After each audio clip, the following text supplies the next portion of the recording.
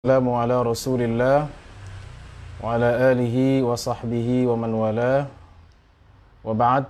Yang saya hormati Bapak dan Ibu yang hadir dalam acara pembinaan ASN di hari ini, di hari ke-15 di bulan Juli 2020. Bapak Cevi, para ibu-ibu dan bapak-bapak yang tidak saya sebutkan namanya, alhamdulillah ini adalah kesempatan yang kedua ya. Kalau nggak salah dulu sudah juga di bulan April, atau ya di bulan April seingat saya. Dan alhamdulillah kita bisa bertatap muka di kesempatan yang insya Allah diberkahi oleh Allah Subhanahu wa Ta'ala. Karena waktu-waktu ini juga adalah waktu yang penuh keberkahan, yaitu waktu duha. Semoga Allah Subhanahu wa Ta'ala memberikan kita limpahan nikmat yang tak terputus, dan kita selalu bersyukur kepada Allah Subhanahu wa Ta'ala. Salawat dan salam semoga selalu tercurah kepada junjungan kita, panutan kita, suri teladan kita, Nabi Muhammad sallallahu alaihi wasallam, beserta para keluarga, sahabat, kerabat, dan juga pengikutnya yang senantiasa mengikuti jejaknya dan mengamalkan ajaran-ajarannya.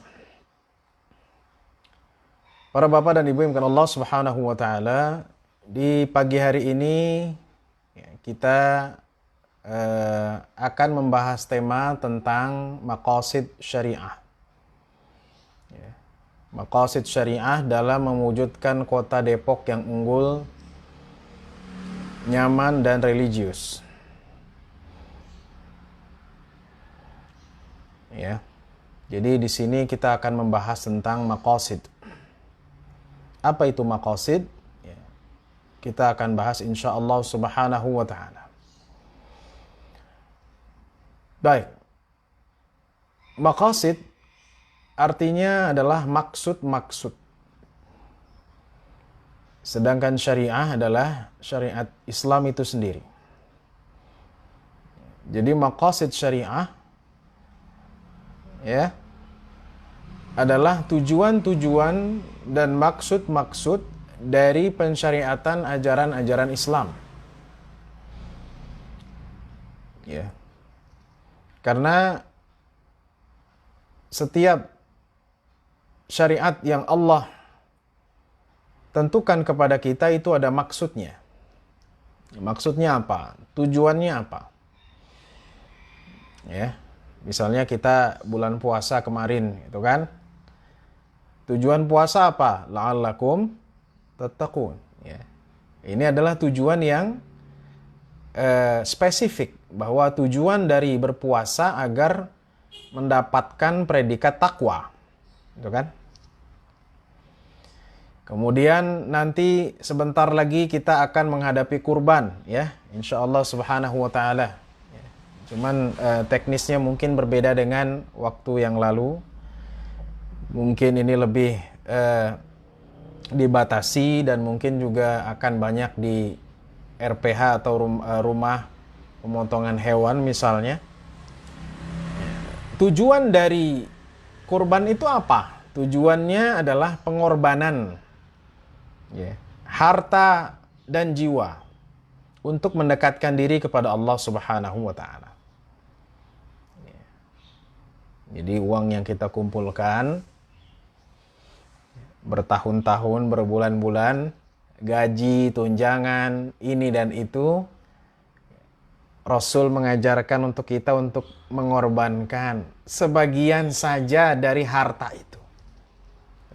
Pengorbanan. Ya. Menjadi orang yang berkurban, yang mengorbankan. Ya. Kalau bisa beli iPhone harganya 15 juta, maka kita diajak, ya, dididik untuk menjadi orang yang mengorbankan harta, yaitu hanya dengan 2 juta atau 2,5 juta untuk membeli kambing. Ya kan? Ya, bisa nggak? Bisa insyaallah subhanahu wa ta'ala. Ya. Rasul saja hidupnya itu sangat prihatin Ini perlu kita ketahui bersama. Jadi Rasul itu kaya. Ya, kata siapa kaya? Ya, ketika bersama Khadijah. Karena Khadijah adalah seorang saudagar Arab. Tapi ketika Khadijah meninggal, Rasulullah SAW keadaannya memprihatinkan. Sering tidak makan. Ya kan? Sering tidak makan karena memang tidak ada yang dimakan. Ya. Bukan untuk diet ya. Nggak makan kenapa? Karena diet. Makan karena tidak ada yang dimakan. Ya. Bahkan kata Aisyah radhiyallahu anha, ketika Rasulullah sallallahu alaihi wasallam datang menanyakan kepada Aisyah, ya wahai Aisyah, adakah makanan untuk siang ini? Kata Aisyah, ya Rasulullah, tidak ada makanan di siang ini. Maka kata Rasulullah sallallahu alaihi wasallam, maka kalau begitu aku puasa. Subhanallah.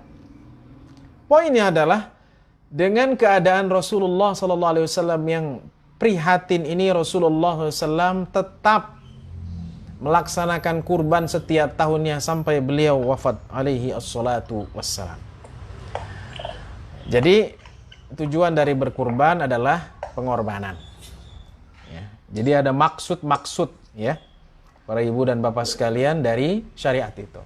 Nah, inilah yang disebut dengan maqasid syariah. Maqasid dari maksad, kita nyebutnya maksud. Maksudnya apa? Gitu ya. Maksud itu dalam bahasa Arabnya adalah maksud atau tujuan.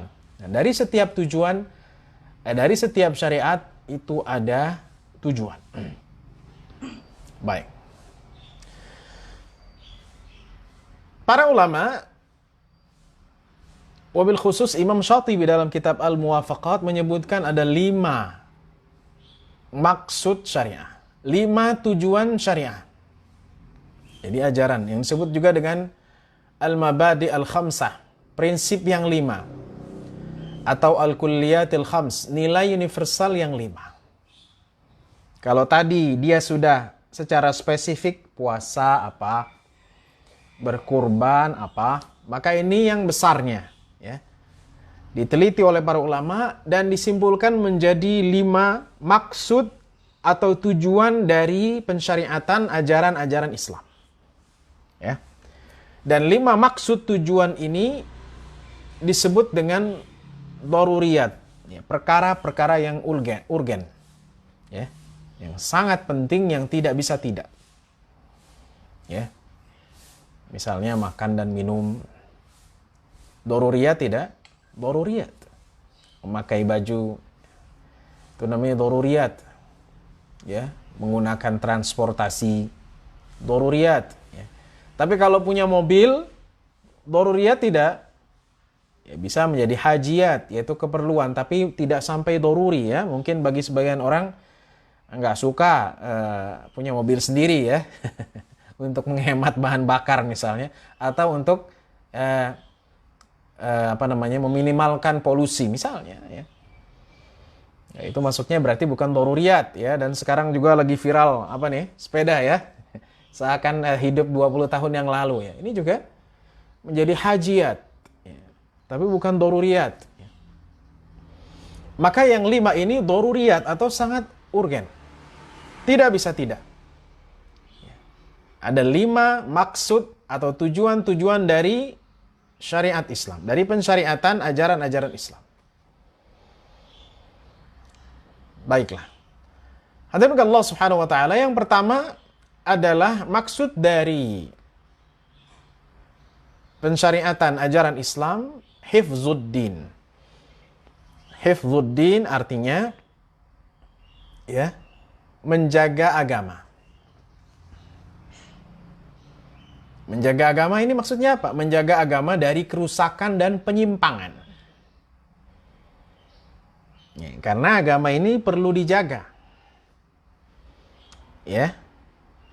Dijaga dari apa? Dari distorsi.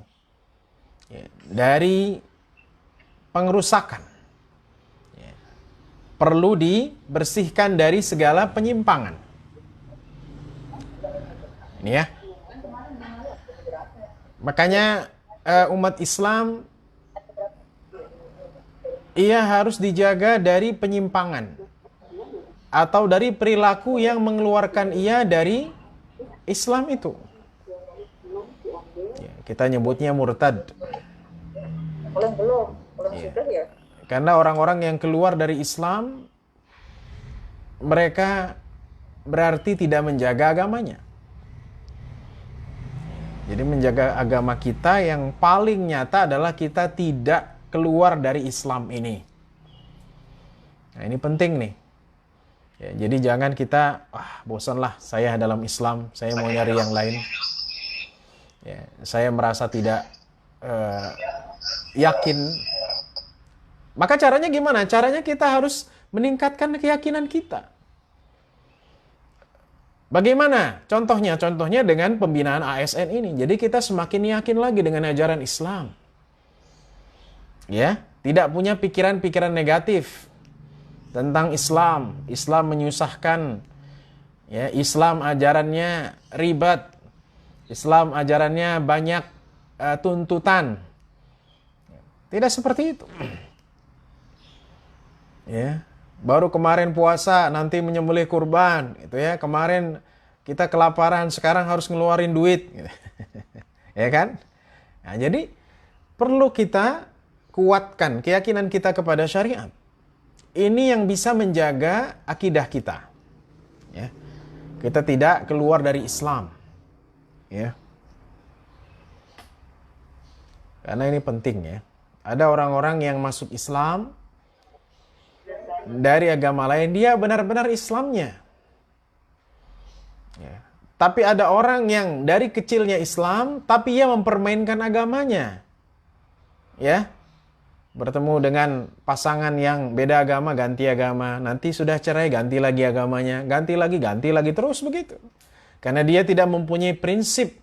Ya. Padahal tujuan dari syariat Islam itu adalah menjaga agama. Makanya kalau kita punya anak-anak, wabil khusus perempuan, ya, carikanlah pasangan yang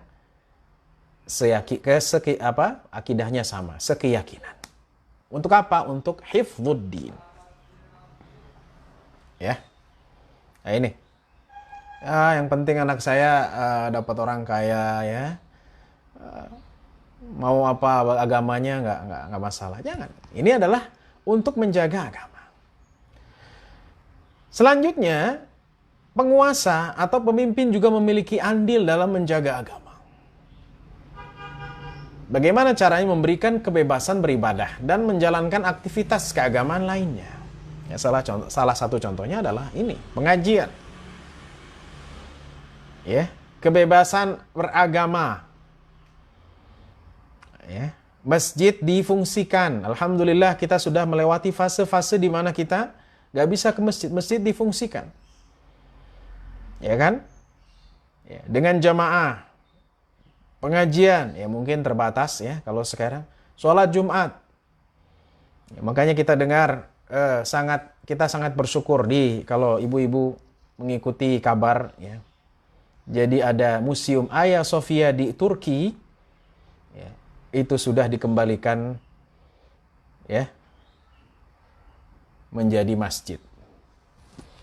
Ini tambahan aja ya. Karena orang Yunani dongkol ya, nggak suka dengan keputusan ini. Kalau kita baca sejarah, kita tahu bahwa memang pada dasarnya itu dimiliki Yunani. Tapi kemudian dibeli oleh Sultan Mehmed atau Muhammad Al-Fatih ya, tahun 1400-an. Dan kemudian dijadikan sebagai masjid. Ini sejarahnya. Ratusan tahun hingga datang tahun 1924 ketika Khilafah Utsmaniyah jatuh. Ya, dan Ataturk menjadikannya museum dari tahun 1924 sampai tahun ini, yaitu tahun 2020. Ya, berapa tahun tuh? Ya. Jadi atau setelah Kemal Ataturk lengser karena wafat, itu menjadi museum. Ya. Dan sekarang dikembalikan lagi menjadi masjid. Jadi kalau yang paham sejarah kita tahu artinya apa? Ada andil, ada peran dari seorang pemimpin untuk menjalankan, untuk memberikan kebebasan bagi umat Islam, ya, menjalankan ibadahnya, ya, wabil khusus di rumah Allah Subhanahu wa Ta'ala. Jelas ya? Jadi kita tidak mungkin akan bisa seperti sekarang kalau pemimpin-pemimpin kita tidak merumuskan, ya, dasar-dasar bangsa ini, ya, termasuk Pancasila yang sudah final, ya, bahwa sila pertamanya adalah ketuhanan yang Maha Esa. Itu menjamin kebebasan umat beragama, umat manapun termasuk Islam. Ya, jadi ini penting. Hifdzuddin tidak akan tegak tanpa adanya aturan negara.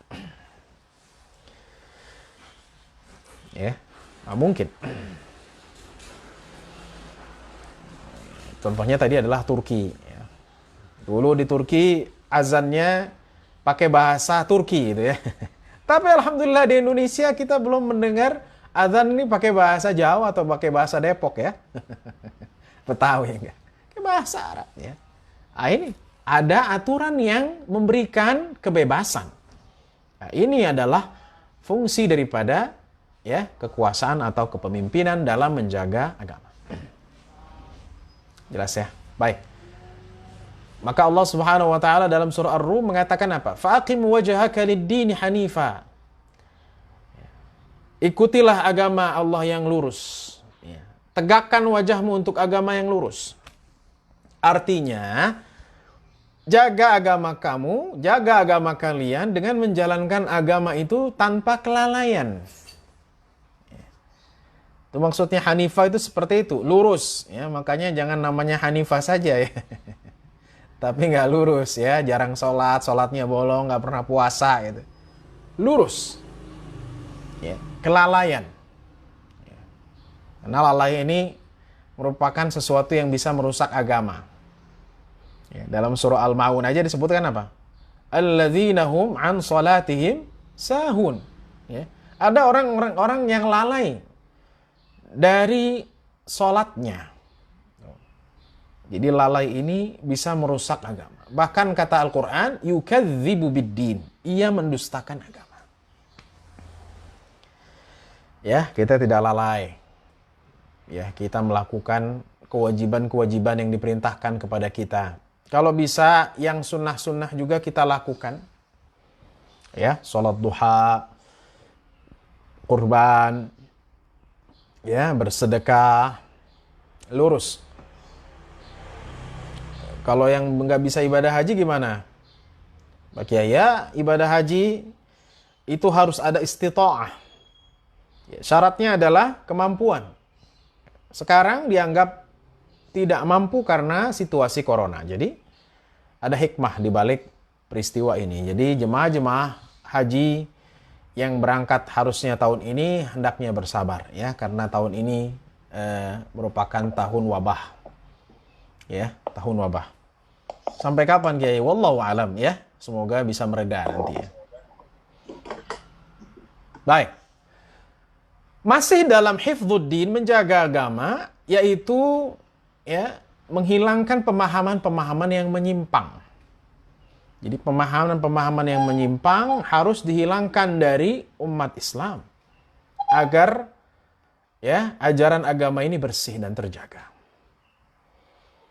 Ya, makanya MUI beberapa waktu yang lalu, 4 tahun yang lalu mensosialisasikan aliran-aliran menyimpang, ya. Seperti aliran-aliran yang mengaku mereka benar dan yang lainnya tidak benar, alias kafir, keluar dari Islam. Atau aliran-aliran yang memiliki nabi-nabinya masing-masing ya, yang sempat viral ya. Lia Eden, yang kemudian juga Mesedek ya, ini ternyata orang Depok gitu ya. Ini disosialisasikan ya, karena ini penyimpangan ya. Dan kerusakan itu bukan dari luar muslimin tapi dari dalam sendiri yang mengaku mereka nabi, diberikan wahyu, bertemu dengan Jibril. Ya, ini menyimpang. Atau mengatasnamakan Islam. Mengatasnamakan pesugihan, itu kan, yang sempat viral misalnya aliran Kanjeng Dimas beberapa waktu yang lalu, ya, di mana orang dijanjikan dengan kekayaan hanya dengan membayar 100.000 atau 1 juta dalam 1 tahun bisa berubah menjadi 1 M. Enak banget begitu ya. Naruh uang, ya, nggak diapa-apain, ya, dalam setahun naruh 1 juta, tahun depan udah 1 M. Siapa yang nggak mau? Ya, bahkan ada salah satu pengikutnya yang bergelar S3. Ya, ternyata iming-iming duit itu bisa menghilangkan pemikiran yang jernih. Hati-hati. Maka MUI telah mensosialisasikan ini. Dalam rangka apa? Hifdzuddin, menjaga agama. Ya, agar agama kita tidak rusak. Nah, ini penting. Ya. Maka kita harus hati-hati. Ya. Zaman sekarang banyak penyimpangan-penyimpangan. Ya. Atau yang belum lama juga LGBT misalnya. Yang jelas-jelas MUI menentang, ya, tidak sesuai dengan religiulitas umat Islam, budaya ketimuran, ya, di Indonesia. Nggak bisa, ya, karena ini bertentangan dengan Pancasila dan bertentangan dengan agama manapun. Selanjutnya adalah dalam rangka hifdzuddin juga menanamkan pendidikan akidah, ya, kepada anak-anak. Jadi anak-anak diajarkan dengan benar. Ini salah satu caranya, ya. Mengajarkan anak bismillah sebelum makan, mengajaknya sholat, ya, mengajaknya baca Al-Quran, mengajarkannya Iqra. Ini adalah dalam rangka menjaga agama itu. Jadi kita tidak ingin anak kita, ya, tidak tahu agama, ya. Bahkan mendoakan orang tuanya saja tidak bisa. Nauzubillah, ya. Insya Allah tidak ada yang seperti itu. Ya, ini dalam rangka apa? Dalam rangka hifdzuddin, dalam rangka menjaga agama. Ya. Nah, ini. Jadi menjaga agama ini butuh upaya. Ya, baik dari kita, ya, dari keluarga kita atau dari kita sendiri. Baik. Bapak dan Ibu Allah Subhanahu wa taala. Itu yang berkaitan tentang, ya, hifdzuddin. Jadi tujuan yang pertama dari, ya, syariat itu adalah menjaga agama, hifdzuddin. Yang kedua, baru pertama nih, ya, insya Allah waktunya cukup, yaitu hifdzun nafs atau menjaga jiwa. Ya. Mengapa? Karena Islam adalah agama yang mengajarkan untuk melindungi jiwa. Makanya dalam Islam tidak boleh membunuh orang lain. Atau bunuh sendiri, ya, bunuh diri, ya. Nggak boleh. Bunuh orang lain karena kesal, nggak boleh. Bunuh orang lain karena masalah, nggak boleh. Nah, ini. Jadi kita tidak boleh. Ini saya share saja, ya. Ya, jadi tidak boleh. Ada pikiran seperti itu. Karena masalah keluarga, ya, di PHK nih, ya. Sekarang kamu ada PHK, ya, Masya Allah. Kita mendengar semua, ya. Banyak pabrik-pabrik asing ataupun dalam negeri atau kantoran itu mem-PHK-nya nggak tanggung-tanggung, ya, ribuan orang. Nah, berarti nih ujian. Ya. Nah, kalau pikiran-pikiran itu datang, oh udahlah saya nggak bisa apa-apa nih, bunuh diri. Nah, ini berarti dia tidak menjaga jiwanya. Maka orang Islam itu memiliki keyakinan bahwa Allah akan memberikan kecukupan baginya, walau dalam keadaan yang sulit. Ya, bunuh diri bukan bagian dari Islam. Ya, sempat dulu viral, ya, Bapak dan Ibu sekalian. Waktu baru-baru ada Facebook Live, orang live bunuh diri di mana di Facebook, ya. Masya Allah, la haula wala quwata illa billah. Ya, karena ditinggalkan istrinya, ya, istrinya punya pacar baru, akhirnya dia live di Facebook bunuh diri. Juga ada orang yang bunuh orang live juga, ya, tahun yang lalu kalau nggak salah di mana, di Auckland, di New Zealand, ya kan? Jadi tidak boleh. Ya. Syariat juga mengharamkan membahayakan diri atau orang lain. Nah ini.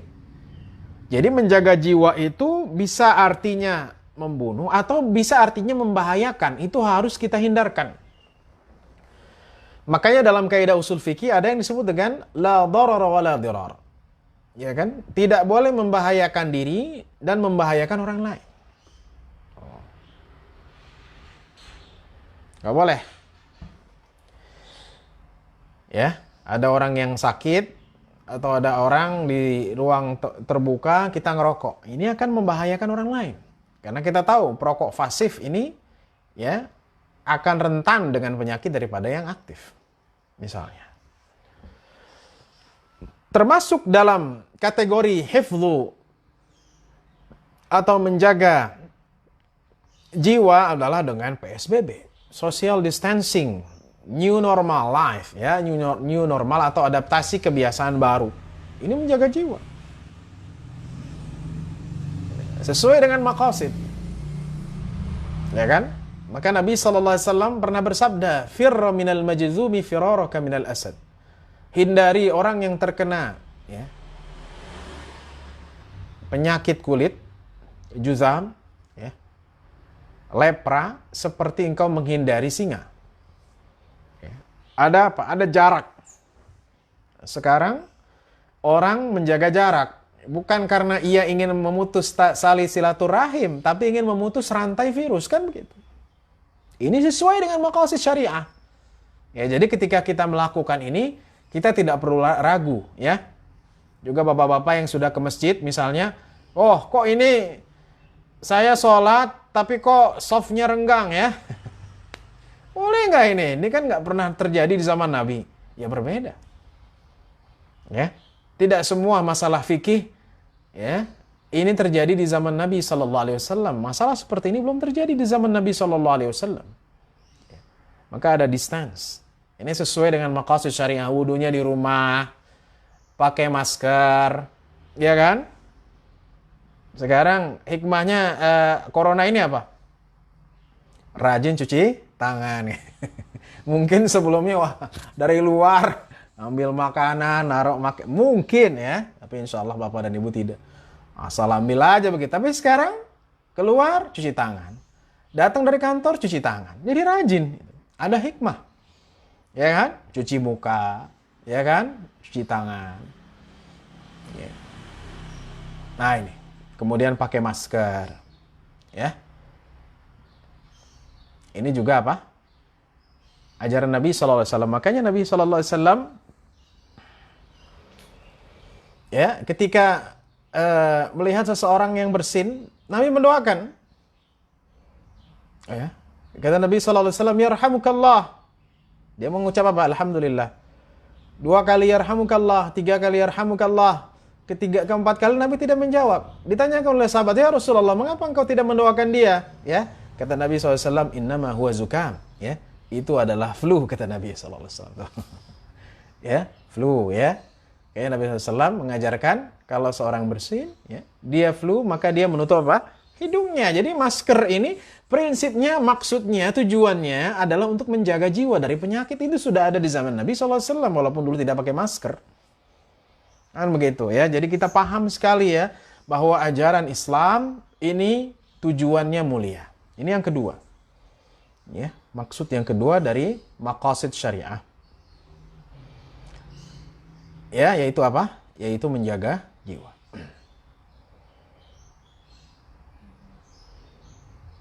Baik.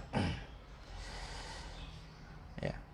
Jadi jelas ya kalau misalnya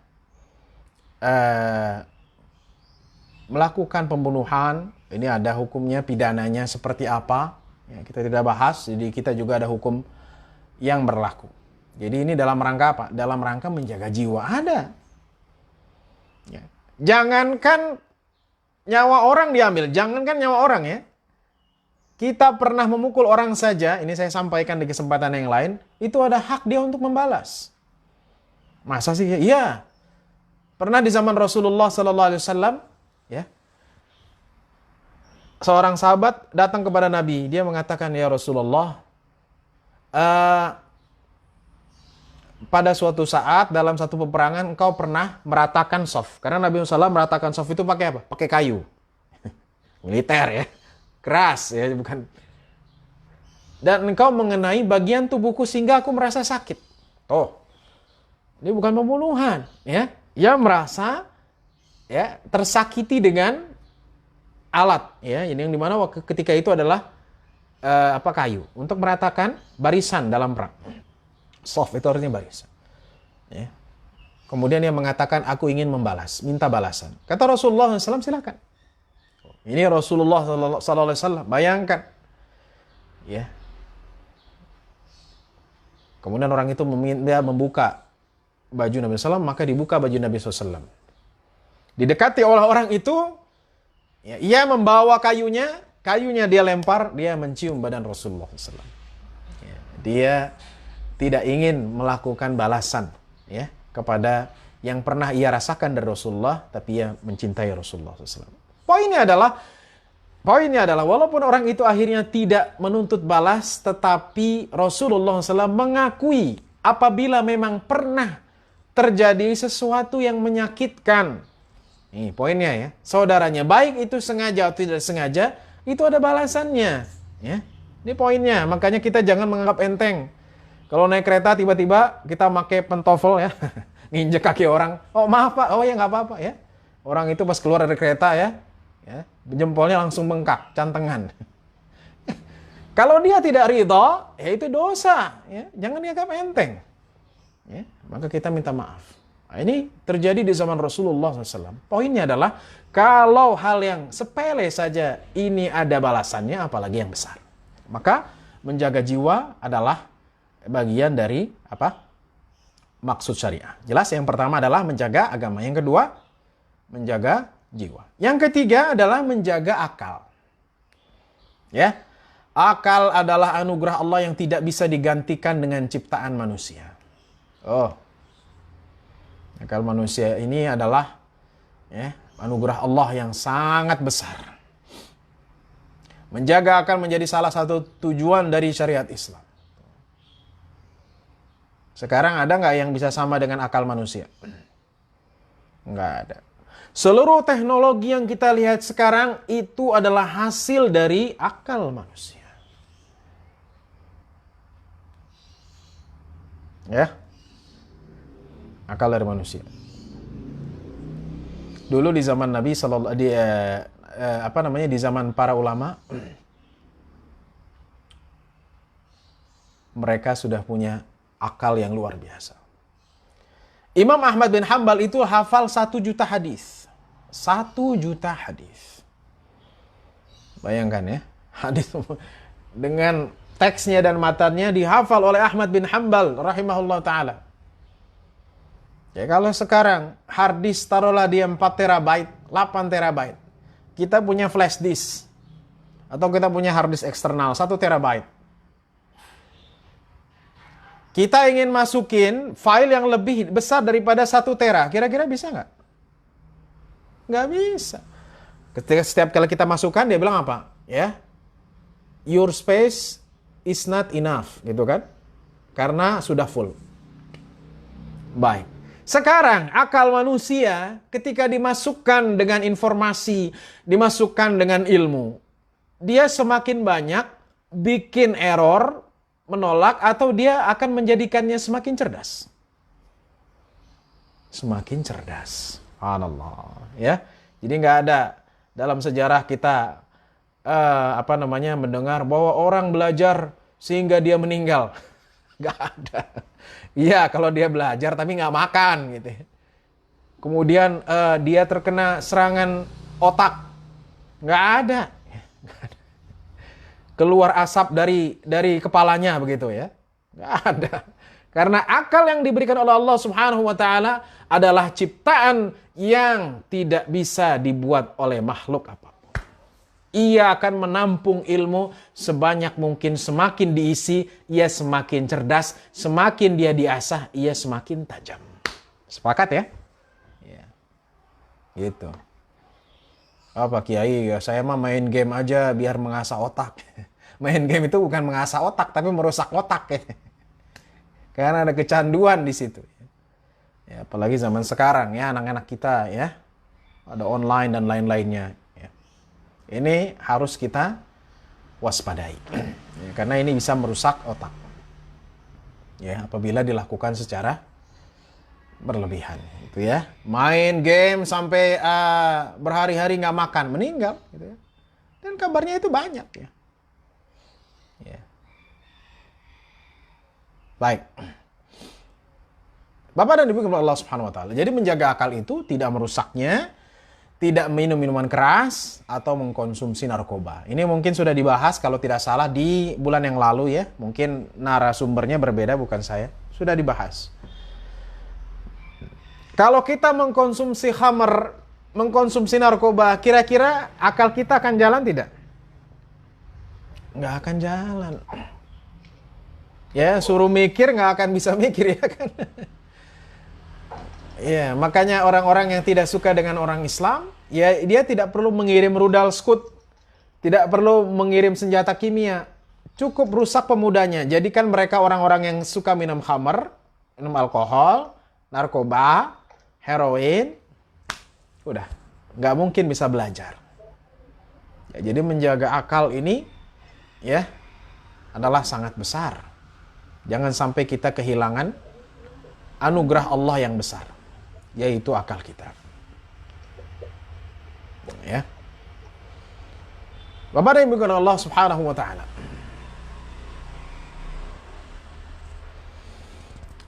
Makanya Al-Qur'an, kalau ayatnya apa? Afala tadzakkarun, tidakkah kalian mengambil pelajaran? Ya, tidakkah kalian berpikir, tatafakkarun? Fa'tabiru, ambillah pelajaran. Liulil albab, bagi orang yang memiliki akal. Banyak sekali. Ya. Wa qur rabbi zidni ilma, ya Allah tambahkanlah ilmu. Nah, sekarang kalau doanya rabbi zidni ilma, tapi otaknya tidak bekerja, bisa nggak? Nggak bisa, mabuk-mabukan. Sibuk dengan game, ya. Sibuk dengan permainan-permainan lain yang tidak memungsikan akal dengan sebagaimana mestinya, itu tidak mungkin akan bertambah ilmu. Ya, itu akal. Ya, bahkan orang-orang yang mereka tidak beriman kepada Allah, mereka diajak berpikir dengan akal. Afala taqilun? Tidakkah kalian memiliki akal?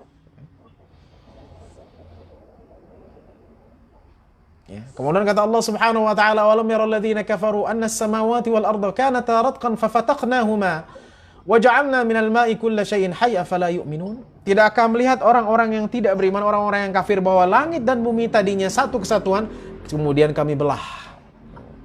Jadi berpikir bahwa alam semesta ini tadinya satu, kemudian dibelah oleh Allah Subhanahu wa taala. Ya. Ini dalam dalam teori barat disebut dengan Big Bang. Ada. Ya kan? Ada di dalam Al-Qur'an tentang hal ini agar manusia berpikir dengan akalnya. Ailahum ma'allah afala tadzakkarun? Ya, apakah ada Tuhan selain Allah? Apakah kalian tidak berpikir? Lau kana fihi ma'alihatun, ya. Seandainya di dalam langit dan bumi, ya, selain Allah Subhanahu wa taala, lau kana fihi ma'alihatun illallah la fasadata. Kalau ada Tuhan selain Allah Subhanahu wa taala, pastilah langit dan bumi akan hancur, karena sesama Tuhan akan apa? Akan terjadi perselisihan. Jadi akal ini sangat luar biasa, diberikan space, diberikan kedudukan yang tinggi dalam Islam. Baik.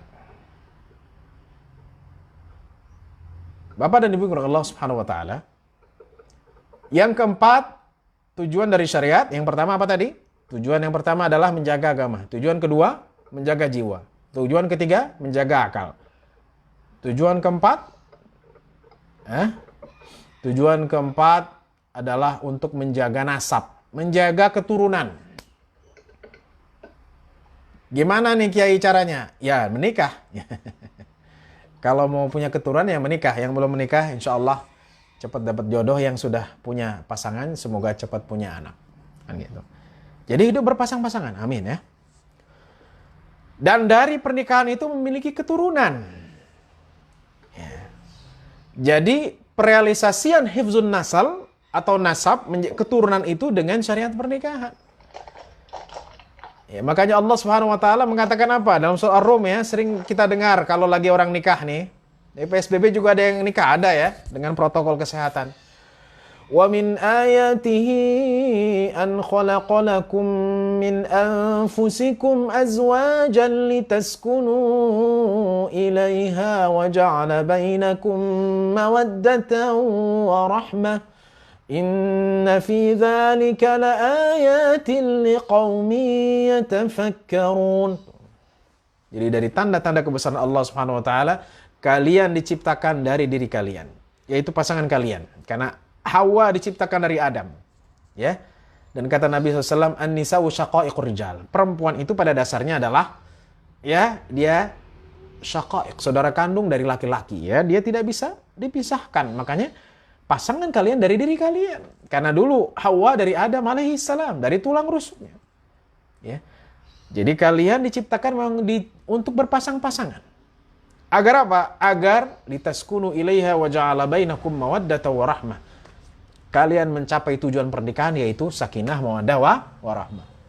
Jadi khutbah nikah nih Kiai ya. Enggak ya. Ini adalah dalam lingkup apa? Dalam lingkup hifdzu an-nasab, menjaga nasab atau an-nasl ya. Karena menjaga keturunan itu bisa direalisasikan dengan pernikahan. Ya, makanya sakinah, mawaddah, warahmah. Itu kalau misalnya keluarga berantem terus setiap hari ya, bukan sakinah itu namanya ya. Itu namanya bala. Nah, ada ketenangan. Ya. Ada ketenangan dalam rumah tangga. Ya, ada cinta dan kasih sayang. Ya, kalau cintanya udah luntur gimana? Ya, ada kasih sayang. Ya, waktu muda masih sayang-sayangan, sudah tua ya jauh-jauhan gitu. Ya, karena pernikahan itu ibadah. Ya, itu yang perlu kita paham. Ya, pernikahan, dan pernikahan ini sangat disakralkan ya. Ini penting ya. Jadi kalau orang barat misalnya nikah, mereka setelah nyampur serumah 2 tahun 3 tahun punya anak baru nikah. Dalam Islam tidak ya, barat seperti itu ya, orang barat seperti itu. Jadi udah nyampur, udah hubungan, udah punya anak, udah 3 tahun serumah baru nikah. Tidak, dalam Islam tidak boleh ada satu hubungan ya, satu hubungan ya, hubungan yang dimaksud adalah hubungan seksual kecuali dengan pernikahan terlebih dahulu. Tidak. Jadi sangat disakralkan, sangat disucikan. Maka karena itu dalam maksud yang atau tujuan yang keempat ini, segala pelanggaran dalam pernikahan diharamkan. Ya, seperti perzinahan, perselingkuhan, atau bahkan hamil di luar nikah. Nauzubillah. Kalau orang barat atau orang yang tidak punya tauhid, tidak punya Islam, biasa ya. Mau hamil di luar nikah 2, 3, 4 ya, setelah itu baru nikah, baru punya anak yang resmi setelah pernikahan, nggak masalah. Dalam Islam nggak bisa. Karena kasihan nanti anaknya, dia tidak akan memiliki nasab ke bapaknya, tapi kepada siapa? Kepada ibunya, ya. Kelas, ya, makanya dalam bahasa Arab ada yang namanya apa? Ummu walad. Ada bahasanya apa? Ummu walad. Ummu walad ini ada 2 konotasi. Ya, yang pertama ummu walad, ibunya anak. Ini artinya anak dari lelaki lain. Itu kan? Yang kedua ummu walad artinya anak dari hubungan yang tidak resmi. Ya, jadi kita tidak ingin seperti itu. Ini kita perlu kuatkan lagi. Ya, jangan sampai terjadi. Ya, dengan kajian pembinaan ini, insya Allah kita akan terbentengi. Ya, kita tahu jarak, kita tahu batasan-batasan kita dalam bekerja, ya, dalam berinteraksi, ya, mungkin di kantor atau di tempat kerja, ya. Kadang ada campur antara lelaki dan perempuan, kita tahu batasannya, ya, sehingga kita tidak terjatuh dalam perbuatan yang tidak diridhoi Allah Subhanahu wa taala ini. Ya. Dan juga untuk menegakkan maksad atau maqasid yang keempat ini, tujuan syariat yang keempat ini, perlu kiranya memberikan edukasi kepada anak tentang cara berinteraksi kepada lain jenis, adabnya seperti apa. Iya. Ya kalau sekarang orang nyebutnya pendidikan seks ya. Saya menyebutnya dengan pendidikan berinteraksi dengan lain jenis. Ya harus tahu. Ya. Karena sekarang juga banyak pelecehan seksual. Nah, kalau anak kita tidak kasih tahu sejak dini, ini mungkin terjadi. Ya, nauzubillah ya. Sekarang kita lihat pelecehan-pelecehan itu ya. Ada kalau dulu begalnya motor, sekarang begalnya asusila. Nauzubillah ya. Saya tidak sebutkan apa. Anak-anak kecil ya, dikidnap, diambil gitu kan, tiba-tiba dipaksa untuk melakukan perbuatan ya yang diharamkan Allah Subhanahu wa taala. Nah ini. Jadi kita harus menjaga generasi muda, anak-anak kita ya. Kemudian kita edukasi kembali, dan pelanggaran-pelanggaran ini ya perlu kita hindari, dan juga ada sikap yang tegas dari stakeholder tentang masalah ini. Jelas ya? Baik. Bapak dan Ibu Allah Subhanahu wa taala. Itu yang keempat ya.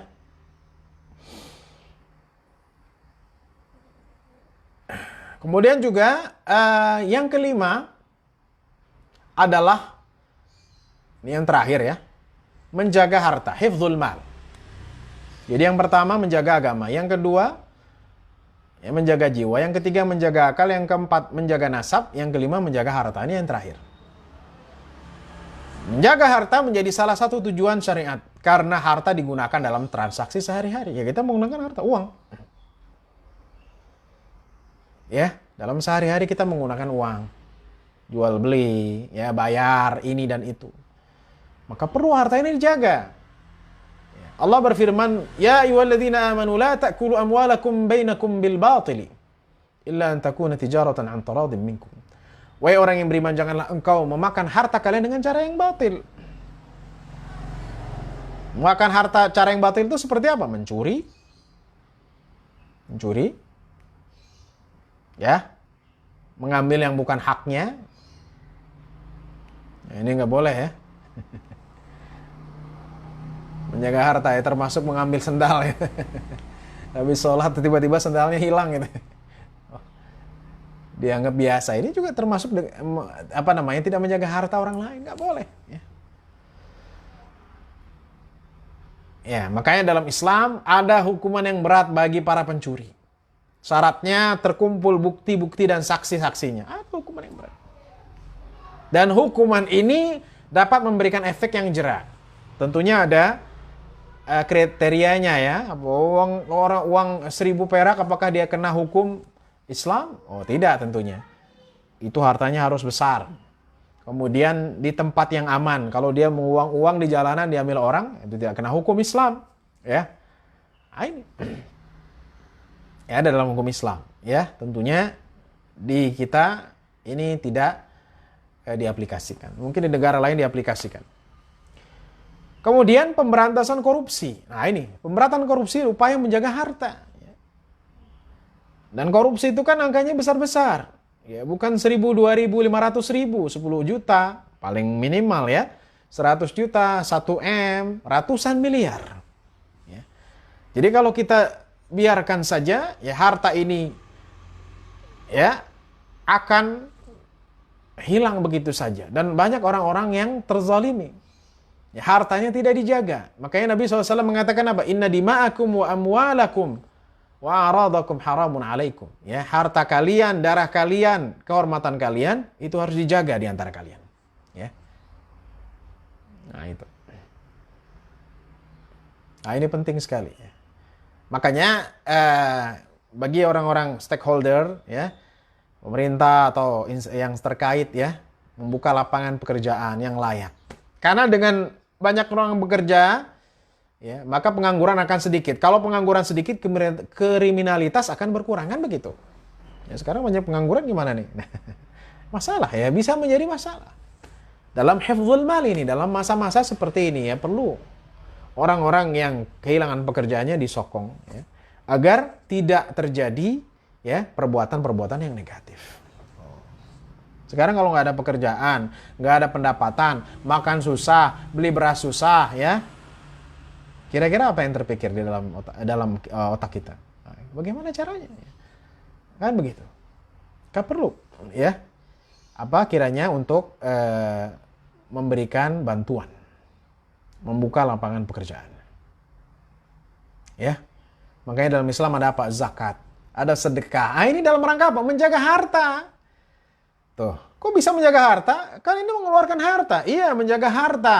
Ya, menjaga harta artinya harta ini bisa tersalurkan sesuai dengan tujuan Islam, yaitu menciptakan masyarakat yang apa? Yang sejahtera. Sedekahnya keluarkan, zakatnya keluarkan. Ya, jadi orang-orang yang sekarang membutuhkan dia akan mendapatkan ya harta ini sehingga ia bisa menjaga harta orang lain. Bisa dipahami? Ketika mereka tercukupi dengan harta yang kita keluarkan, sedekah atau zakat atau apapun, infak, ya, maka harta ini digunakan mereka merasa cukup dan mereka tidak akan melakukan hal-hal yang bisa ya merugikan harta orang lain. Jadi sampai sedalam itu Islam yang mengajarkan kita untuk menjaga harta. Karena ketika kita mendistribusikan harta kita, sesungguhnya memberikan kesempatan bagi mereka, memberikan ya penguatan bagi mereka agar mereka tidak mengambil harta orang lain. Subhanallah. Ya. Jadi ini yang kelima. Selesai dong dia. Ya. Nah, jadi ada 5. Kemudian ditambahkan oleh ulama yang terakhir, yang ke-6, ini tambahan. Ya, yaitu hifdzul ard. Hifdzul ard itu artinya menjaga kehormatan, seperti hadis tadi. Ya, menjaga kehormatan adalah salah satunya dengan tidak melakukan pencemaran nama baik. Nah, ini.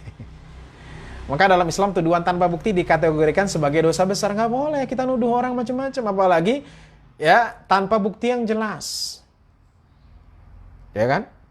Orang yang melakukan zina saja, kata Al-Quran, walladzina yarmunal muhsanati tsumma lam ya'tu bi arba'ati syuhada fajriduhum tsamanina jaldah. Orang yang menuduh orang-orang perempuan-perempuan yang baik, maka hendaklah mereka membawa 4 saksi. Kalau nggak bisa, maka pecutlah mereka 80 kali. Besar ya dosanya. Ini disebut dengan qadzaf, menuduh perbuatan buruk kepada orang yang baik. Nggak boleh. Ya. Maka kita perlu tabayun, klarifikasi.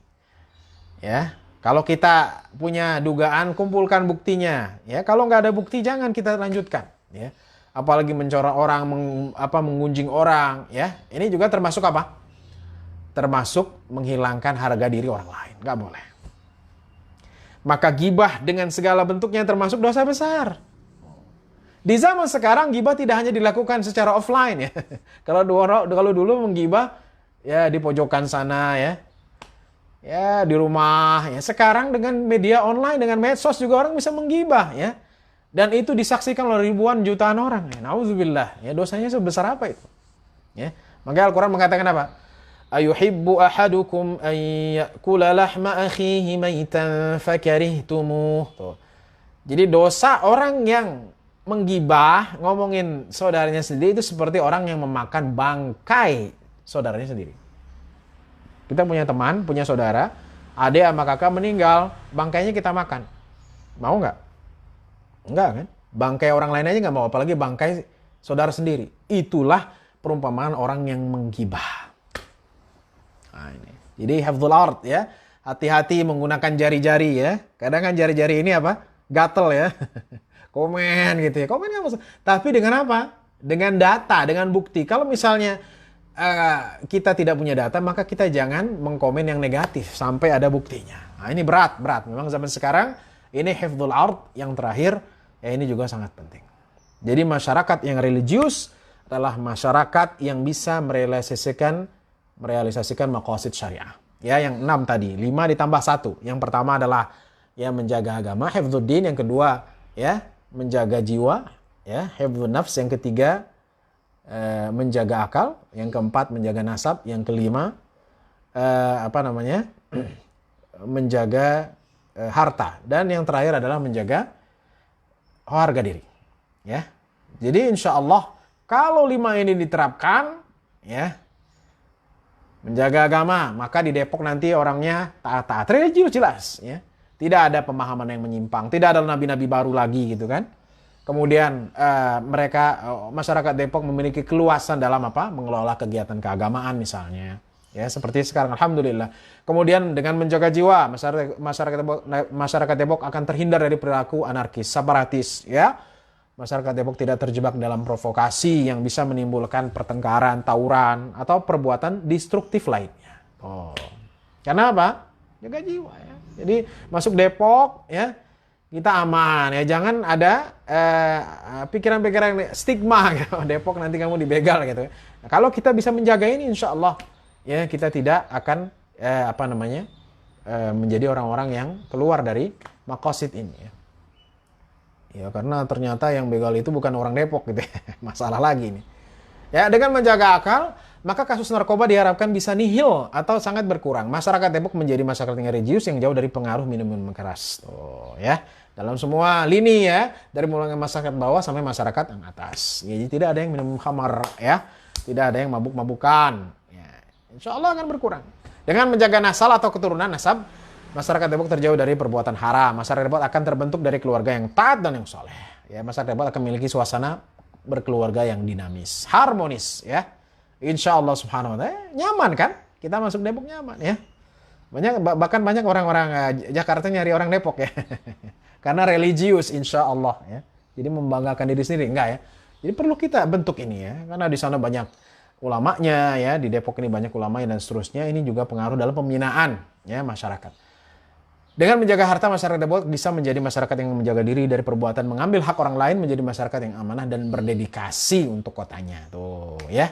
Jadi kalau menjaga diri, menjaga harta, punya pekerjaan, ya, kemudian tidak ada kesenjangan, insya Allah masyarakat Depok tidak akan melakukan perbuatan-perbuatan yang mengambil hak orang lain. Insya Allah, ya, kalau masyarakatnya sejahtera, insya Allah subhanahu wa ta'ala. Dan yang terakhir, dengan menjaga harga diri, masyarakat Depok akan menjadi masyarakat yang produktif, bukan kontraproduktif, yang fokus dalam memperbaiki diri dan lingkungan, bukan sibuk mencampuri urusan orang lain atau merendahkan martabatnya. Jadi kita nggak perlulah jelek-jelekin orang, ya, nyinyir gitu. Yang penting perbaiki diri kita dulu, ya. Perbaiki diri kita dulu, ya, lingkungan kita, keluarga kita, kota kita. Insya Allah, ya, dengan semua ini kita bisa mewujudkan masyarakat Depok yang religius, ya, yang juga unggul dan nyaman. Insya Allah subhanahu wa ta'ala. Baik Bapak dan Ibu, para ASN yang berkat Allah subhanahu wa ta'ala, demikian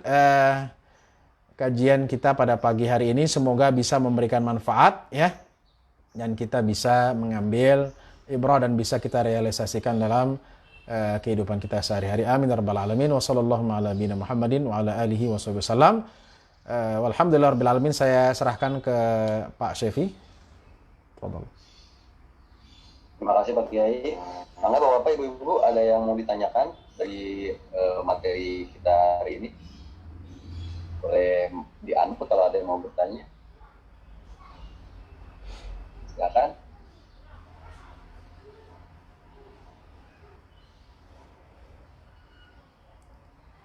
Atau boleh tunjuk tangan biar nanti saya unmute. Silakan kalau ada pertanyaan. Ya, silakan. Assalamualaikum warahmatullahi wabarakatuh. Waalaikumsalam warahmatullahi wabarakatuh. Pak Ustadz Morado, menarik yang disampaikan oleh Pak Ustadz. Ada dua hal nih Pak yang terkait dengan maksud tadi, yang maksud tujuan syariah Islam yang ingin saya tanyakan. Pertama yang terkait dengan menjaga agama terkait perceraian nih Pak, ya Pak Ustadz. Saya tuh mikirnya sederhana. Memang ada perceraian yang sebetulnya sudah tidak bisa dihindari karena hubungan dalam keluarga sudah tidak harmonis, kemudian juga terjadi kekerasan dalam rumah tangga dan lain sebagainya. Dan sudah tidak cocok lah, walaupun awalnya pada saat menikah itu cocok gitu kan. Nah itu seperti apa ya Pak nanti hukumnya kalau kita bercerai seperti itu.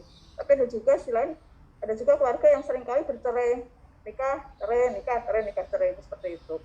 Ini seperti apa ininya. Kemudian yang kedua terkait menjaga nasab keturunan tadi Pak Ustadz, terkait menikah gitu kan, jodoh nih Pak, lagi bicara jodoh. Saya melihat ada beberapa rekan saya yang memang sampai dengan seusia ini belum menikah gitu Pak. Apakah jodohnya itu memang seperti apa ya? Apa kita tuh memang sudah ada jodohnya dari lahir? Kalau saya dengar dulu kan setiap orang ada jodohnya gitu kan. Nah, kalau pada saat sampai usia tertentu belum ketemu jodohnya, itu harus bagaimana nih, Pak Ustadz ya? Terutama yang perempuan nih Pak. Yang Bagus. perempuan kan, kalau perempuan kan saya tuntut ya Pak, ya sama aja sih anak-anak pasti orang tua menuntut, istilahnya menginginkan anaknya menikah gitu. Tapi kok nggak ketemu-temu. Nah, supaya ketemu itu kan memang sudah ada ininya katanya. Supaya ketemu gimana caranya? Saja, Pak Ustadz, terima kasih. Wassalamualaikum warahmatullahi wabarakatuh. Waalaikumsalam warahmatullahi wabarakatuh. Baik, bagus sekali pertanyaan dari Ibu siapa nih, nggak ada nama iPhone ya, Ibu. Baik, Ibu siapa Pak Cepi? Baik, Kapan Pak? Ibu siapa tadi yang nanya? Bukaban. Hah? Bukaban. Bukaban ya. Jadi ya, Bukaban. Pak. Ya. Ya. Baik, yang pertama adalah masalah perceraian yang tidak bisa dihindari. Ya, betul sekali. Jadi dalam Islam perceraian itu memang ada, tapi ini adalah jalan terakhir. Dalam satu hadis, ya walaupun tidak kuat ya, tapi para ahli fikih mencantumkan hadis ini ya. Kata Nabi SAW, abghadul halal indallahi talaq. Ya, halal yang paling dibenci di sisi Allah adalah talak. Artinya apa? Artinya talak itu jalan terakhir ya. Kalau memang sudah tidak bisa dimediasi, kemudian pihak lelaki juga tidak mau memperbaiki diri, perempuan juga demikian, ya. Dan memang ada hal-hal yang memicu, ya tidak ada jalan lain, ya kecuali dengan perceraian. Ya, cuman kalau baru nikah 6 jam kemudian cerai, ini dipermasalahkan. 2 bulan cerai, kan sekarang gitu ya. Saya nggak mau nyebut siapa ya. Kita lihatlah banyak orang yang nikah 3 bulan cerai, setahun cerai, 2 tahun cerai gitu kan. Saya juga kadang nggak habis pikir ya. Kita nggak ada yang tahu ya. Bukan berarti oh saya paling bagus nih rumah tangganya. Semua kita memiliki kekurangan, saya yakin ya. Cuman apakah semudah itu gitu kan? Nah itu permasalahannya ya.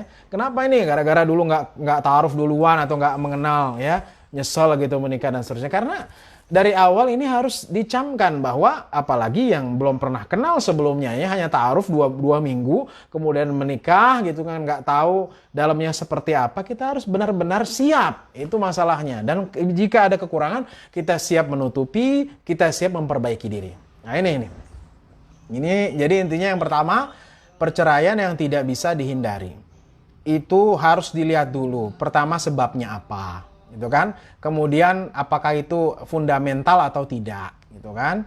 Hanya gara-gara istrinya masakannya nggak enak dicerai misalnya, kalau masak kebanyakan garam terus gitu misalnya, udah saya ceraikan saja begitu. Masa gara-gara seperti diceraikan gitu kan, hanya gara-gara istrinya misalnya dandannya kurang cantik misalnya ya, misalnya. Jadi ada hal-hal yang memang fundamental ya, misalnya ya, ada seorang ibu, saya tidak sebutkan namanya. Dia punya suami, menikah, kemudian juga anaknya sudah besar ya, mungkin sekarang udah kuliah gitu kan. Tapi suaminya ini itu tidak mau sholat ya, kemudian juga melarang istrinya untuk ngaji gitu kan. Ya, sebenarnya secara syar'i boleh saja gitu karena suaminya dinasihati nggak mau, tapi ibu ini bertahan ya, bertahan dalam arti bersabar, terus berusaha. Jadi tidak semudah itu ya, tidak semudah itu. Jadi kita lihat dulu sebabnya apa ya. Kalau KDRT memang itu KDRT-nya udah memang parah ya, bisa ya di setiap hari dipukulin istrinya misalnya ya, bisa ya. Cuman kalau sebabnya itu tidak fundamental, maka harus ditinjau dulu, jelas. Jadi yang pertama orang gampang cerai, yang kedua sering bercerai. Sering bercerai. Bisa aja nih Ibu. Jadi sering bercerai ini bisa berapa kali? Cerai pertama, kedua dan ketiga ya. Iya. Kalau cerai dalam masa rujuk dia harus bisa rujuk ya, dan rujuknya bisa dia mengatakan rujuk atau dengan berhubungan. Kalau dia sudah lewat masa rujuknya, iddahnya sudah habis, maka dia harus perpanjang, dia harus akad kembali ya, cuman 3 kali. Tapi kalau sampai cerai lagi, pengen balik lagi, dia nggak bisa kembali kepada istrinya sampai istrinya menikah dengan orang lain dan istrinya diceraikan oleh lelaki itu ya. Jadi intinya perceraian itu ada ya. Jadi jangan kita menganggap enteng ya, dan kita lihat sebabnya dulu. Ini perlu saya tegaskan di sini ya, karena mohon maaf ya, banyak di zaman sekarang ya orang-orang ya, baik dari kalangan umum atau bahkan dari kalangan mohon maaf dari kalangan dai sendiri gitu ya, kita lihat wah cerai gitu kan, dalam waktu yang cepat. Kita juga kadang mikir kenapa ini bisa terjadi seperti ini ya. Kita tidak ingin mencampuri, cuman ada yang perlu diperbaiki di sini ya. Ada yang perlu diperbaiki. Yang kedua, sering bercerai, dan itu tadi ada limitnya ya. Ada limitnya hanya 3 kali. Kalau sudah sampai 3 kali nggak bisa balik lagi. Hati-hati. Makanya perceraian itu ya dikeluarkan oleh siapa? Oleh suami ya. Ini sering saya sampaikan, kebayang kalau istrinya yang punya kata cerai ya. Nanti suaminya bisa ditalak setiap hari. Ya kalau lagi bete kan Nah, maka seorang suami dia harus bisa mengontrol dirinya ya. Karena ada seorang suami yang panasan gitu kan. Istrinya misalnya bilang ceraikan saya gitu kan. Karena suaminya ya udah kita ceraikan. Nah, dia harus mencari dulu ya apa penyebabnya ya. Kalau sudah diperbaiki, perbaiki lagi. Kalau memang masih begitu, baru diambil jalan yang terakhir. Tapi kalau misalnya ada perubahan, berarti memang ada yang salah, kan begitu. Itu ya perlu dipahami ya. Jadi jangan udah istri saya minta cerai, saya ceraiin besok ya. Jangan seperti itu ya. Dilihat dulu penyebabnya. Karena dalam masalah rumah tangga ini banyak sekali liku-likunya ya. Tentunya saya tidak lebih senior dari ibu ya. Saya baru 11 tahun lah menikah ya. Cuman ya itu tadi ya, pernikahan itu yang sering saya sampaikan dibangun atas dasar ya saling mengisi ya. Jadi kalau kita saling melihat kekurangan pasangan kita, udah ya mungkin dalam sehari udahlah ya kita nggak bisa. Ini perlu kita pahami. Jadi kekurangan mana yang perlu kita perbaiki dan apa yang menyebabkan cerai kita lihat dulu apakah fundamental atau tidak. Ya, tapi kalau misalnya masalah-masalah teknis ya, misalnya tadi ya istri nggak bisa masak atau istri dandannya nggak rapi dan selainnya, ini tidak menjadi sebab yang fundamental ya. Allah alam. Yang kedua, menjaga nasab dan keturunan. Jodohnya seperti apa ya? Bagus sekali. Karena kalau perempuan itu kan nunggu orang yang ngetok pintunya ya. Sekarang yang ngetok pintu nggak ada, gimana? Yang ngetok pintu minta bantuan ya. Gimana ini? Nah, ya apalagi perempuan, betul sekali. Caranya bagaimana? Ya, caranya ya kalau kita posisinya sebagai orang tua, misalnya ya, kita cari hubungan kepada orang-orang yang punya kenalan. Itu salah satu caranya. Kalau kita sebagai outsider atau orang luar, kita bantu ya, kita bantu carikan ya. Mungkin saya nggak tahu nih di sana, cuman saya juga punya saudara ya, sampai sekarang udah mungkin 40-an lebih ya. Ya kita bantu, kita carikan ya. Kita carikan begini ya, kriterianya seperti ini. Dan seorang perempuan juga hendaknya tidak terlalu mempersulit syarat ya. Ya, kalau di Mesir dulu saya kalau mau menikah dengan orang Mesir itu harus punya flat sendiri ya, punya rumah sendiri. Dan rumah itu atas nama istri, bayangin. Jadi di sana itu banyak laki-laki menikah 40 tahun biasa, 38 tahun ya, sampai mapan, sampai punya rumah sendiri. Kalau kita kan ada rumah mertua indah ya, walaupun juga banyak masalah di situ, tentunya gitu kan. Tapi di kita sebenarnya lebih mudah ya, juga perempuannya nggak nikah, ya nggak nikah juga. Banyak di sana juga gadis-gadis yang tua ya. Kenapa? Ya karena tidak diizinkan oleh walinya. Jadi intinya kalau kita sebagai orang tua, kita berusaha lagi ya, jangan putus asa. Kalau kita sebagai teman, kita bantu, kita carikan ya. Dan kita juga jangan putus asa. Itu satu-satunya cara ya. Jadi jangan tinggal diam. Kalau udah diam aja, insya Allah nanti dari langit turun ya. Ya nggak ada ya kalau kita nggak usaha ya. Kita perlu juga usaha ya. Baik, jelas ya Bu ya. Sebentar, Ustaz. Yang tadi yang pertama kan yang harus menceraikan suami nih, Tat. Ya. Iya. Tapi suaminya itu nggak mau menceraikan, walaupun kelakuannya sudah luar biasa gitu kan, nggak beri nafkah lahir batin, kemudian ada kekerasan juga, tapi dia nggak mau menceraikan gitu. Agak susah juga ini, Tat. Gimana nih caranya gitu kan, kalau harus menceraikan laki-laki? Betul sekali. Ya, jadi kalau misalnya dia tidak mau menceraikan, sedangkan sebab-sebabnya itu sudah jelas, misalnya kekerasan rumah tangga, misalnya dipukulin setiap hari ya, naudzubillah. Kemudian nggak pernah ngasih nafkah, ya nggak ngasih nafkah, ya dia hanya sibuk dengan dirinya sendiri gitu kan, istrinya nggak dikasih nafkah. Kemudian Bang Toyib ya, naudzubillah, namanya Toyib tapi sering ninggalin ya istrinya misalnya. ini diajukan ke pengadilan agama. Jadi itu salah satu-satunya cara, ya nggak bisa ya. Ya dengan namanya gugatan cerai. Ya gugatan cerai disebutkan dengan bukti-buktinya ini bisa ya, jatuhnya namanya khulu. Ya jadi khulu ini artinya gugatan cerai yang diajukan oleh istri. Ke pengadilan agama buktinya apa? Pertama, jelaskan mukulin saya, ini bekasnya. Kemudian juga dia sering keluar, misalnya nggak bilang-bilang, nggak pernah nafkain selama berapa, selama setahun gitu misalnya. Ini bisa dilakukan oleh perempuan. Jelas Bu ya? Apa sih Ustaz? Barakallahu. Baik, ada lagi? Silakan, ada yang mau bertanya lagi?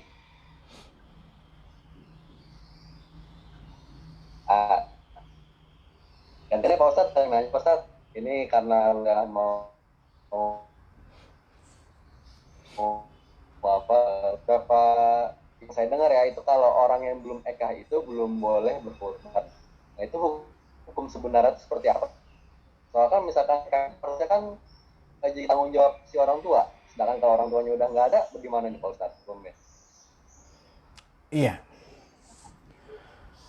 Baik sekali. Jadi akikah ini adalah dalam satu hadis dikatakan kullu mauludin marhunatun bi aqiqati. Setiap anak yang lahir itu dia tergadaikan dengan akikahnya. Betul ya, ada hadisnya seperti itu.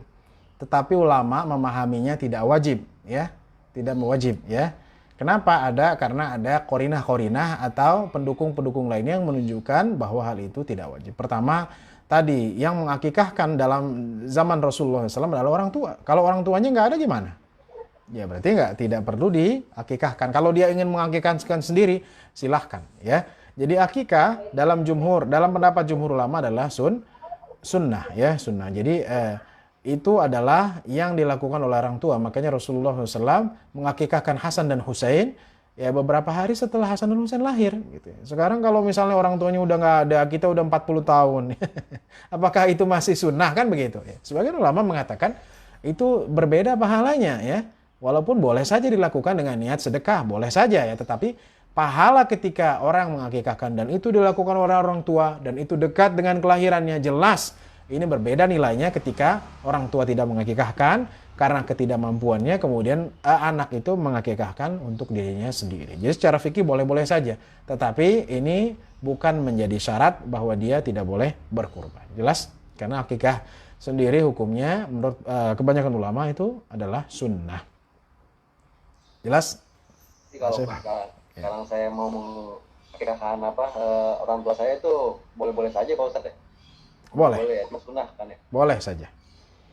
Ya, cuman tadi misalnya kalau dipertentangkan gitu ya. Kalau dipertentangkan bagaimana ini? Akikah dulu atau kurban dulu? Kurban dulu, ya. Ya karena akikah kan sudah lewat waktunya. Jelas? Kalau kurban itu spesifik. Ya, walaupun ada sebagian kecil ulama menganggap boleh niatnya double ya, tapi saya melihat itu tidak kuat. Wallahu a'lam. Jadi niatnya akikah dan kurban. Tapi yang lebih baik apabila misalnya sekarang mau kurban nih ya kan, Pak Cevi mau kurban dulu, nggak masalah ya. Kemudian nanti kalau punya rezeki lagi, dia Pak Cevi ingin mengakikahkan diri sendiri atau orang tua misalnya, boleh saja. Jelas? Jadi seperti itu ya. Karena kalau kurban kan jelas 10, 11, 12, 13 kan. Nggak boleh. Nah kalau akikah itu sunnahnya sabi'i, hari ke-7 ya kan, yang ditekankan ke-7, para ulama nambahin 14, 21. Nah kalau udah 5 tahun, udah 10 tahun, nah itu nilainya berbeda gitu loh. Jadi penekanannya berbeda. Kira-kira seperti itu. Ya. Baik. Ya mangga, yang lain ada yang bertanya? Ada lagi yang bertanya? Kayaknya udah pernah jelas semua nih Pak. Baik. Ada bertanya?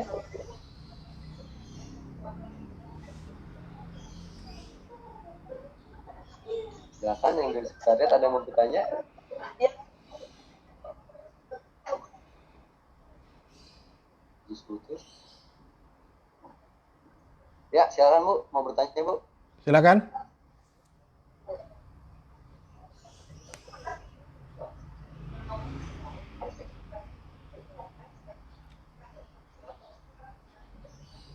Ya, suaranya kecil Bu.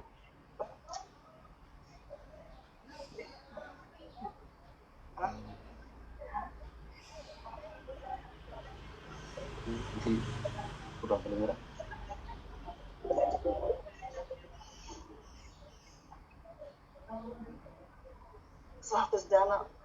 Silakan Bu. Kurang kedengeran Bu, kalau memang itu di lewat chat aja Bu. Lewat chat biar boleh, lewat jelas. chat. Betul.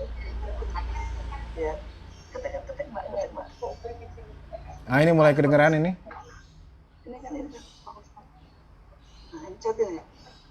Nah ini kedengeran, silakan.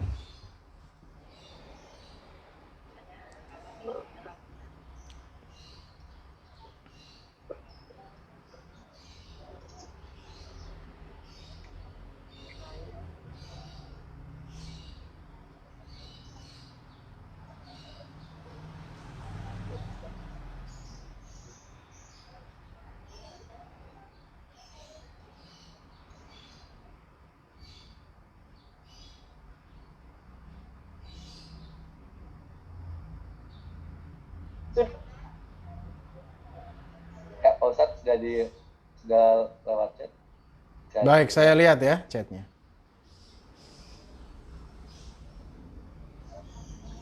Oh, bagaimana upaya mendapatkan jodoh yang baik? Masya Allah ya. Ini temanya selalu hangat ini. Baik, baik. Jadi tadi kalau Bu Kaban kan tadi membahasnya bagaimana kalau misalnya perempuan sudah berumur gitu ya. Kalau misalnya seorang perempuan belum berumur, ini sebenarnya waktunya bisa lebih banyak. Bagaimana caranya gitu kan? Kalau perempuan kan berbeda gitu ya. Tadi sudah saya kasih tipsnya ya. Jadi yang pertama kita mencarikan untuk anak kita ya dari teman-teman kita yang soleh. Nggak apa-apa ya kalau kita punya teman di kantor kemudian dia punya anaknya. Memang masih zaman Siti Nurbaya nih Kiai ya. ya ini memang salah satu jalan ya.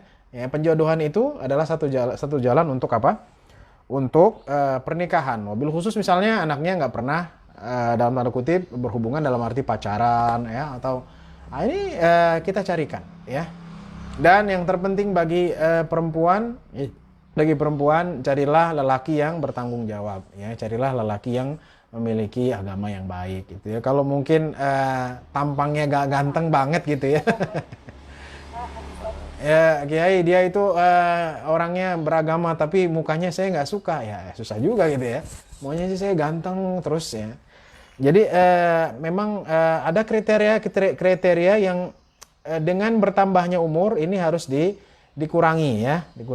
Tapi kata Nabi SAW, "Fadfar bidzatid din" ya, carilah yang memiliki agama. Ya baik itu dari pihak lelaki ataupun pihak perempuan. Dalam satu hadis, "Idza ja'akum man tardawna dinahu wa khuluquhu fazawwijuh." Ya, apabila datang kepada kalian seorang lelaki yang kalian ridhoi agamanya dan akhlaknya, maka nikahkanlah. Illa taf'aluhu takun fitnatun fil ardi wa fasadun kabir. Jika engkau tidak melakukannya, maka akan terjadi kerusakan dan fitnah yang besar di muka bumi. Itu ya. Jadi bagaimana kalau misalnya zaman sekarang dulu nggak ada ya, pakai Facebook gitu ya. Bahkan lucunya ini tambahan, saya semuanya teman dulu di Mesir ya. Kalau dulu nggak ada Facebook ya, zaman Yahoo Messenger gitu nggak salah ya. Ya akhirnya jadi ya. Boleh saja dengan online, tapi syaratnya apa? Syaratnya harus ketemu, benar-benar menanyakan ya keadaan sesungguhnya. Boleh saja dengan online, ya. Boleh melakukan online dalam bentuk usaha, tetapi juga harus bertemu, ya. Karena ada orang yang pakai online ya, ketika ketemu jadi nggak sreg gitu. Iya, ini ada pengalaman pahit ya. Ya, karena dulu belum ada Facebook, belum ada WhatsApp. Tahun 90-an ini baru ada Yahoo Messenger aja. Ketika udah klop di online gitu pas pulang ke Bandung ya. Ya, ini kisah nyata. Ternyata perempuannya nggak sreg gitu ya. Sehingga kasihan ya lelakinya. Jadi ya merasa tertekan sekali. Wallahu alam sekarang sudah menikah atau belum. Ya, tapi ini kisah nyata ya. Ya ini tidak perlu di-share tapi pengalaman saja. Jadi memang dengan perkembangan sekarang online boleh-boleh saja ya, boleh-boleh saja. Tetapi kita harus tahu dulu ya temannya siapa, pergaulannya bagaimana. Kemudian setelah dengan media online ini dipertemukan, ya. Jadi banyak cara sekarang ya yang bisa dilakukan untuk mencari jodoh. Itu Bu ya. Bahkan ada situs-situs marriage ya, Ya, ada apa namanya dulu tuh? Wah, ya, Kiai tahu aja nih, ada situs mencari jodoh juga ada, ya. Baik yang itu internasional ataupun ini salah satu caranya. Cuman kita mencari yang lebih memungkinkan. Jadi intinya dari pihak keluarga bisa mencarikan, dari teman-teman yang soleh punya anak-anak yang baik dijodohkan nggak masalah. Kemudian dari teman-temannya mencarikan juga dengan kriteria begini, atau melalui media online di zaman sekarang juga bisa, ya, dengan syarat harus dipertemukan ya dengan kesungguhan dan benar-benar berniat untuk mencari jodoh. Wallahu a'lam. Jelas? Ya.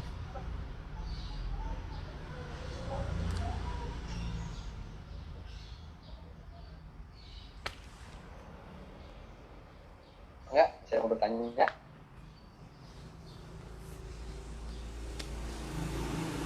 Oh, Ustaz, kayaknya bos bisa ditutup nggak dengan doa lah. Baik. Apa semua ya cepat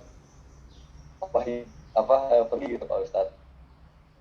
Sekarang Pak Ustaz sama buat teman-teman juga yang masih tetap berjibaku dengan COVID-19 ini Pak Ustaz, semoga diberi kesehatan Pak Ustaz. Iya. Baik, marilah kita tutup dengan doa, ya. Semoga Allah Subhanahu wa taala memudahkan urusan kita, ya. Dan keluarga kita, ya, anak-anak kita bisa mendapatkan jodoh yang soleh dan solehah, ya. Dan kita diselamatkan dari wabah. Juga untuk saudara-saudara kita yang berjibaku dengan COVID, semoga diselamatkan oleh Allah Subhanahu wa taala dari segala keburukan. Allah cepat mengangkat wabah ini, kita diberikan rezeki yang lapang, ya. Diberikan kita kekuatan dalam menjalani bahtera rumah tangga, diberikan anak-anak yang soleh dan soleh, amin ya rabbal alamin. Bismillahirrahmanirrahim. Alhamdulillahirabbil alamin. Hamdan yuwafi ni'amahu yukafi mazidah, ya rabbana lakal hamdu kama yanbaghi li jalali wajhikal karim wa 'azimi sultanik. Allahumma shalli ala Muhammad wa ala ali Muhammad. Allahumma yassir umurana wa akhtim bis salihati a'malana. Allahumma yassir umurana wa shrah sudurana. Allahumma arzuqna rizqan halalan wasi'an mubarakan fihi. Allahumma sahhil umur auladina wa umur banatina. Allahumma sahhil lahum az-zawaj. Allahumma sahhil lahunna az-zawaj. Allahumma adfa' 'anna jahda al-bala wa darka ash-shaqa wa su'al qada wa shamatat al-a'da. Allahumma arzuqna as-sihha wal 'afiyah. Allahumma arzuqna as-sihha wal 'afiyah. Allahumma arzuqna as-sihha wal 'afiyah. Allahumma arzuqna amwalan katsira. Allahumma arzuqna amwalan katsira mubarakah ya rabbal alamin. ربنا هب لنا من أزواجنا وذرياتنا قرة أعين واجعلنا للمتقين إماما. اللهم اشف مرضانا وارحم موتانا. اللهم اشف مرضانا وارحم موتانا يا رب العالمين. ربنا آتنا في الدنيا حسنة وفي الآخرة حسنة وقنا عذاب النار. سبحان ربك رب العزة عما يصفون وسلام على المرسلين والحمد لله رب العالمين. آمين.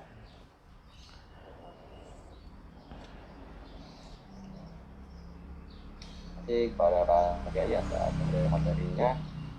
Kami dari PKPSM dan ini mengucapkan terima kasih dan maaf apabila ada kekurangan dalam pelaksanaan kegiatan hari ini. Sekian dan terima kasih. Wassalamualaikum warahmatullahi wabarakatuh. Waalaikumsalam warahmatullahi wabarakatuh. Baik, terima kasih banyak Bapak dan Ibu, ya. Dan saya ya KR mohon pamit, ya. Barakallahu fiik. Wassalamualaikum warahmatullahi wabarakatuh. Waalaikumsalam warahmatullahi wabarakatuh.